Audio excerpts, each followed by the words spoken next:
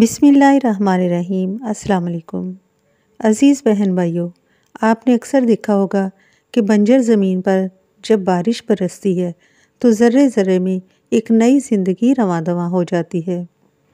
بالکل اسی طرح جب زندگی مشکلات سے بھاری ہونے لگتی ہے تو اللہ کے سامنے کی گئی ایک توبہ مردہ دلوں کو تازگی دیتی ہے۔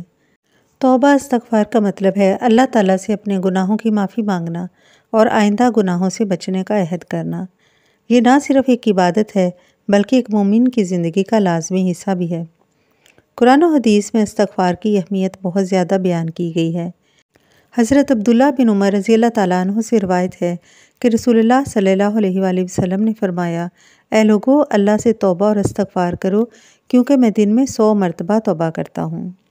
ابن ماجہ کی حدیث مبارک ہے، خوشخبری ہے اس شخص کے لیے جس کے اعمال نامے میں کثرت سے استغفار موجود ہو۔ استغفار کا کوئی محدود عدد نہیں، لیکن رسول اللہ صلی اللہ علیہ وآلہ وسلم روزانہ کم از کم 70 سے 100 مرتبہ استغفار کرتے تھے۔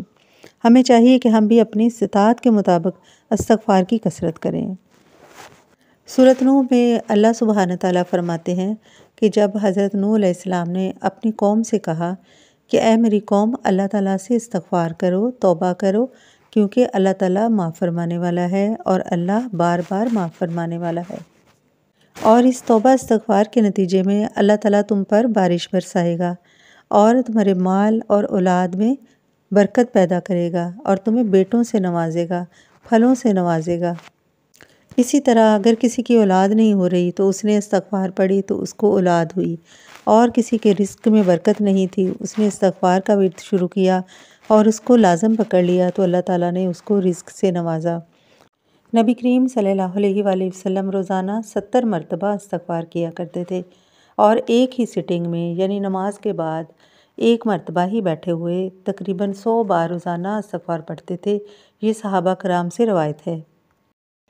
استغفر اللہ الذی لا الہ الا هو الحی القیوم واتوب الیہ، استغفر اللہ واتوب الیہ، استغفر اللہ ربی من کل ذنب واتوب الیہ، استغفر اللہ ربی، استغفر اللہ ربی، یا صرف خالی استغفر اللہ بھی پڑھا جا سکتا ہے۔ سورہ حجر میں اللہ سبحانہ تعالیٰ فرماتے ہیں کہ اے میرے نبی، میرے بندوں کو انفارم کر دیں، میرے بندوں کو بتا دیں کہ میں بہت زیادہ معاف کرنے والا ہوں۔ یعنی اللہ سبحانہ تعالیٰ بار بار توبہ قبول کرنے والے کی توبہ ہر بار قبول کرتے ہیں۔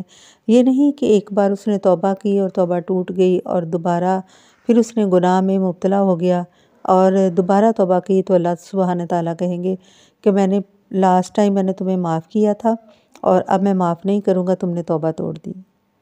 اللہ اکبر کبیرہ۔ اللہ تعالیٰ کی ذات بہت بڑی ہے اور اس کا رحم اس کی ذات سے بھی بڑھ کر، یعنی اللہ تو اتنا زیادہ مہربان ہے کہ اگر ہماری توبہ بار بار ٹوٹ جاتی ہے تو اللہ سبحانہ تعالیٰ اس توبہ کو دوبارہ قبول کر لیتے ہیں اور معاف فرما دیتے ہیں۔